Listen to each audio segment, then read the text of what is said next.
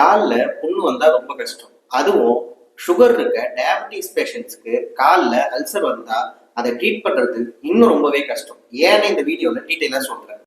முதல்ல சுகர் இருக்கிறவங்களுக்கு அவங்களுடைய நரம்பு மண்டலம் ரொம்ப வீக்கா இருக்கும். அதனால கால்ல அல்சர் இருந்தாலும் அதனுடைய பெயின் அவங்களுக்கு ஈஸியா தெரியாது. ரெண்டாவது விஷயம், இந்த சுகர் பேஷண்ட்டுக்கு பிளட் சர்க்குலேஷன் ரொம்ப கம்மியா இருக்கும். அதனால அல்சர் ஆறுறதுக்கு தேவையான பிளட்டும் அங்க கிடைக்காது. மூணாவதா, அவங்களுக்கு ரத்தத்துல அதிகமான சுகர் இருக்கிறதுனால நிறைய இன்ஃபெக்ஷனும் ஆகும், இம்யூனிட்டியும் ரொம்ப கம்மியா இருக்கும்.